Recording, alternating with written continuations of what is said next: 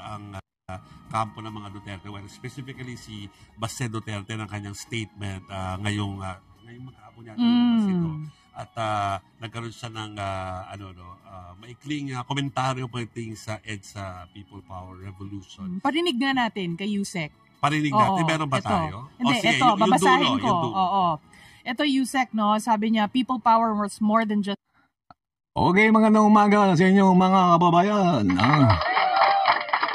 May pal na naman si Baste, mga kababayan.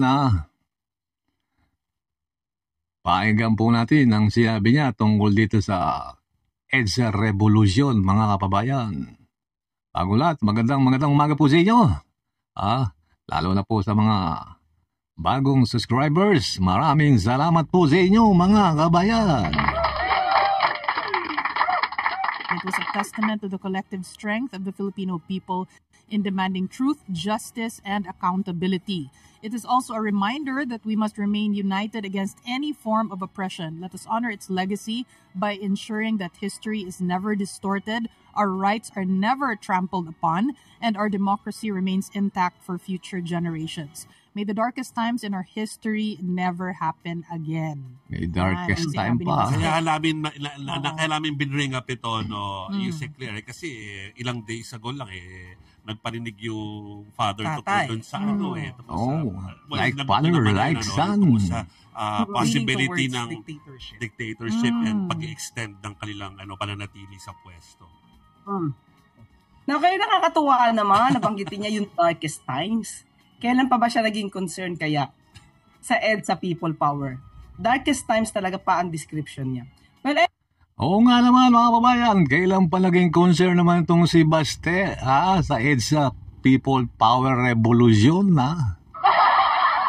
Talagang lahat, epal talaga di ba mga kababayan Noong kung naalala nyo, napanood nyo noong sa Pampanga sa Central Luzon nung silang dalawa ni Harry Roque mga kababayan Sinabi ni Baste doon mga kababayan wala na raw hustisya sa Pilipinas. Nung naman pinapapasok yung ICC, sabi nila, gumagana pa raw ang hustisya sa Pilipinas. Makaipal lang dahil po palaban na napuno na si Pangulong Bongbong Marcos, si BBM mga kababayan Ito yung bagong undersecretary ng PCO mga kababayan, si Palace Press Officer Attorney Claire Castro mga kababayan Pagpasok ni Attorney Claire mga kababayan, nabulabog ang mundo ng mga DDS vloggers mga kababayan para sila mga talilong na magdaga, mga kababayan, para po itong shotgun. Unang buga pa lang, mga kababayan, sa pool agad sila. Ayan, matindi, Kung alam nyo lang, mga kababayan, itong panahon ni Pangulong Bongbong Marcos, 3 beses yata nagpalit ng dito sa PCO mga kababayan yung Presidential Communication Office under ng Pangulo mga kababayan kaya siguro pinalitan dahil baka takot sa mga Duterte hindi makabanat yun ay opinion ko lang mga kababayan eto nakatapat sila rito kay Yusek Claire Castro, mga kababayan, palakpakan po natin ito. Dito mapapalaban, palagi po silang supalpal. Nakita nyo naman, sinupalpal agad si Baste, mga kababayan,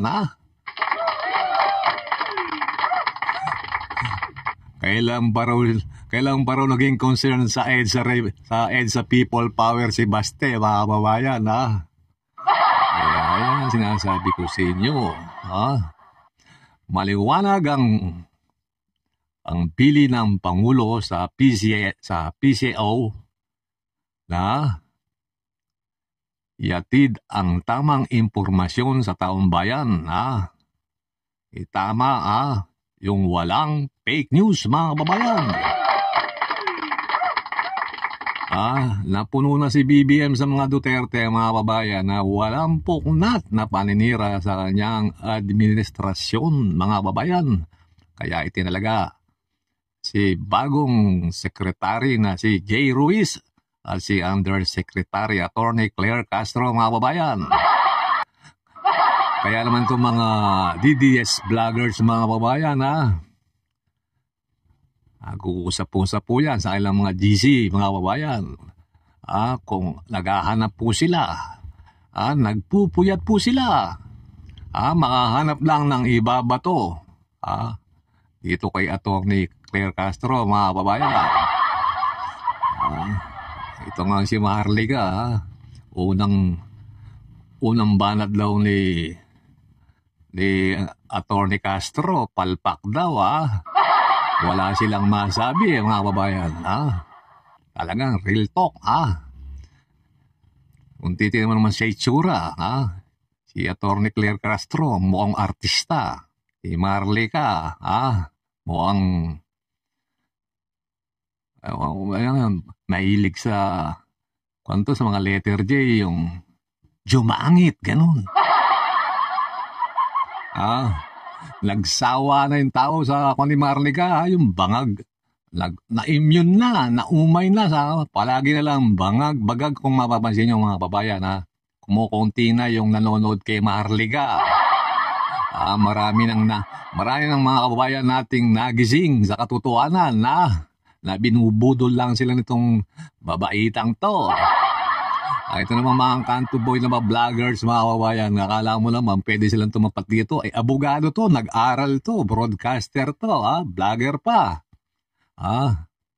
Yung isang, ito, tinatawag nilang attack dog si Attorney Claire Castro. Hindi po attack yan. Didepensa, kumbaga sa basketball. Didepensa yan. Susupalpalin lahat. Lahat ng ibabato nyo kay BBM, mga hinayo pa kayo. Kamo si Baste, supalpal. Defense. Ganun po yan, mga babayan. Kailangan po ni BBM yan. Ayaw nang manahimik ni BBM. Pag nananahimik, hindi kumikibo, sasabihin nyo, bangag.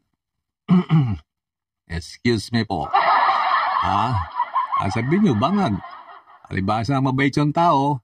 Alam nyo, mga kababayan, talagang ikaw mabait ka, inaabusok nitong mga taong to, mga sakim sa kapangyarihan. Sino ba yung mga liporis ni Duterte? Mga bata ni Gloria, yung mga bayan Nagsama-sama sila. Sino ba yung nagpabagsakera, mga kababayan?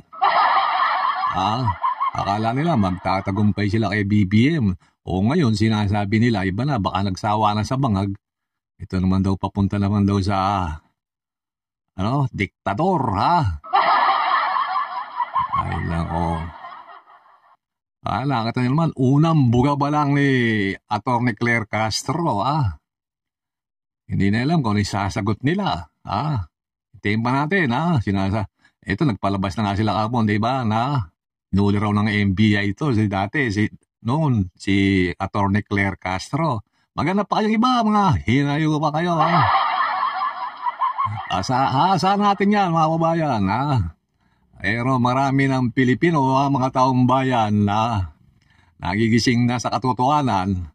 Ito mga DDS vloggers, puro kayo fake news, Okay, mga kababayan, hanggang dito lamang po. Abangan po natin muli, yung pangalawang buga ng shotgun ni Yusek Attorney Claire Castro, mga kababayan.